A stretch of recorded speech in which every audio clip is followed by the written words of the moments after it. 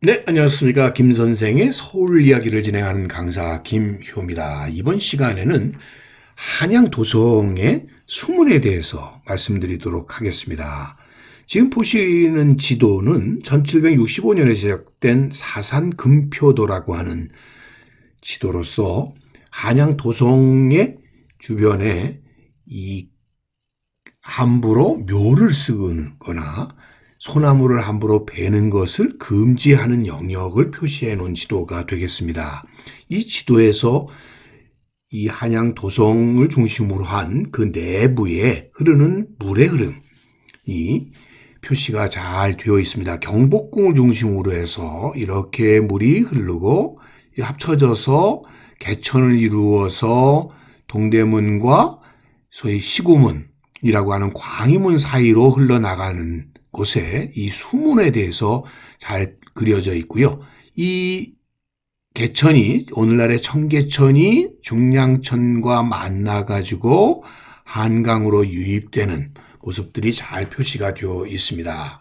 자, 이처럼 도성의 물길이라고 하는 것은 내사산에 해당되는 백악산, 인왕산, 낙산, 목명산은 지금의 남산이죠. 그래서 발원을 한 물길들이 이 도성의 한가운데가 지금 지대가 낮다 보니까 이곳에서 모여가지고 도심을 가로질러서 동쪽으로 흐르다가 이 한강으로 모아지게 되는 수계를 형성하고 있다라고 보시면 되겠습니다. 도성 내에는 그래서 작은 물길, 큰 물길에서 23개의 물길이 존재를 했었고 그 중에서도 백운동에서 발원한 것이 가장 길었다 이렇게 되어 있습니다. 자, 이 23개의 하천들을 지금 표시를 해봤는데요. 자, 이 백운동천이 바로 여기서부터 발원을 해가지고 그래서 결국 개천으로 모아져서 오간수문으로 빠져나가는 것을 이 물길의 표시가 되어 있고요.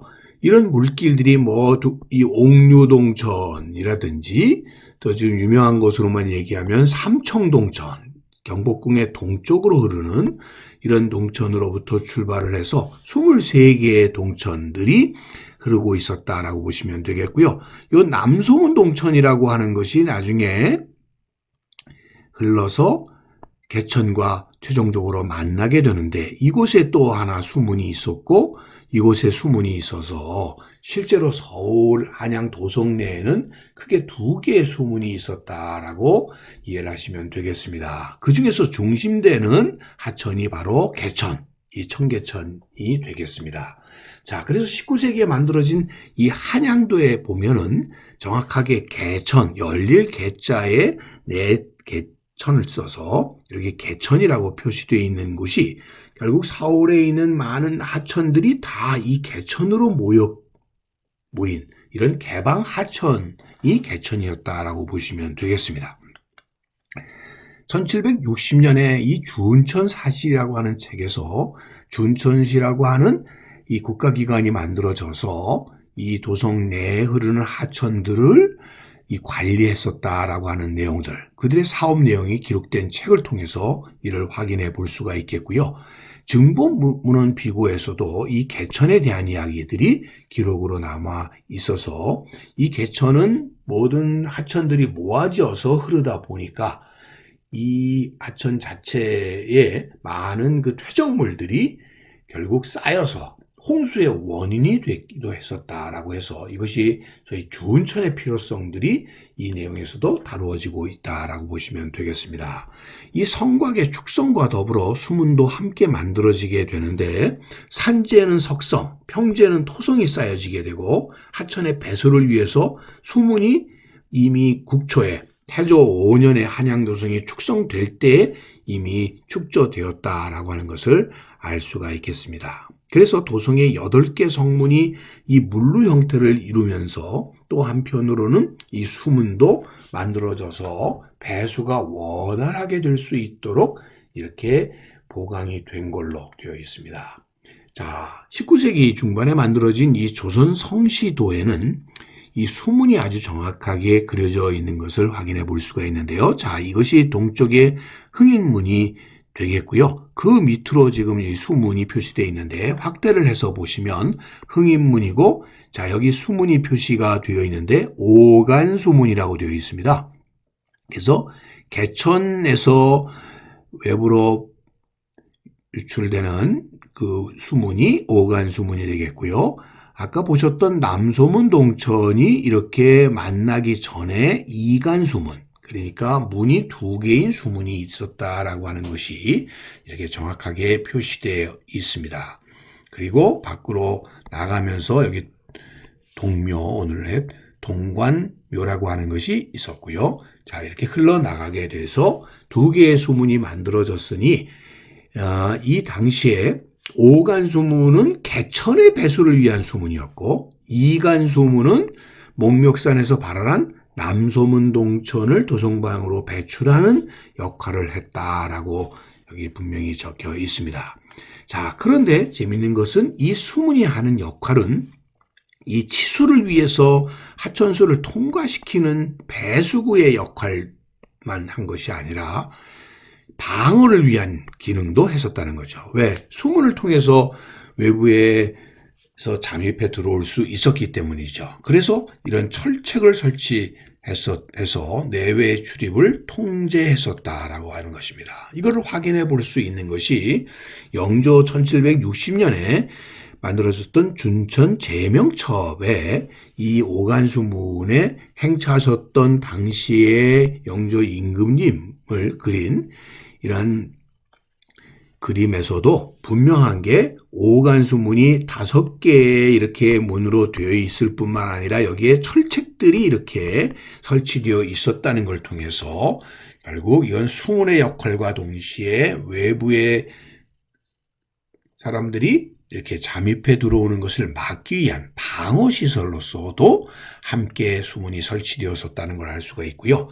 이 오간수문의 철책이 흔적들이 지금 남아있어서 이것이 복원되어 있는 모습을 확인해 볼 수가 있겠습니다. 준천 개첩에도 여러분들 좀 전에 보셨던 것과 똑같이 이 오간수문의 수문내 기능과 방어의 철책이 함께 시설되어졌다는 것을 다시 확인해 볼 수가 있겠습니다. 그래서 이것이 후대에 이 사진 자료로서 경성 동대문 쪽에 오간수문이라고 하는 이 사진을 통해서도 이를 확인해 볼 수가 있는데, 이때만 해도 이 도성 위에 도성이 이렇게 흔적이 그대로 남아 있었다는 것을 볼 수 있고, 물길이 이렇게 5개의 문으로 흘러나갈 수 있도록 방류될 수 있도록 되어 있었는데, 이런 오간수 문이 20세기 초에 와가지고 이 성벽의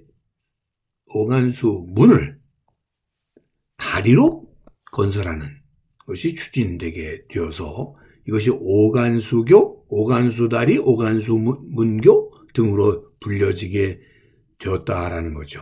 현재는 그 오간수문의 석재가 현재는 중량천에 있는 하수처리장 이 보관 창고에 지금 관리가 되고 있고요. 그 뒤에 1926년도에 이 고종의 국장 행렬 때문에 오간수교가 이 2칸 반에서 4칸 반으로 확장을 하게 되어서 그것이 쭉 이주돼 와서 오늘날 이 청계천이 복원되는 과정 속에서도 오간수교라고 하는 이런 다리의 형태로, 그래서 예전에 수문이 복원되지 않고 다리의 형태로 재현되게 되었다라고 보시면 되겠습니다. 한편 이제까지 동대문 운동장이어서 지하에 매립되어 있었던 이간수문이 동대문에 이 운동장이 동대문 역사문화공원으로 이렇게 재복원이 되는 과정에서 위의 부분들은 일부 훼손이 되긴 했습니다만 전체적으로 이간수문의 형체가 완전히 이렇게 다시 드러나 복원될 수 있게 되어 오늘날 이렇게 한양 도성의 수문으로서 완벽하게 이렇게 재현이 되어서 당시의 수문의 모습을 우리가 오늘날 확실하게 이해할 수 있게 되었다라고 보시면 되겠습니다. 그래서 한양 도성 내에는 결국 두 개의 수문인 오간수문과 이간수문이 있었으며 그 중에 이간수문만이 복원되어 오늘날 전하고 있다라고 보시면 되겠습니다. 이제까지 얘기도 꽃밭을 가꾸는 김 선생이 전해드렸습니다.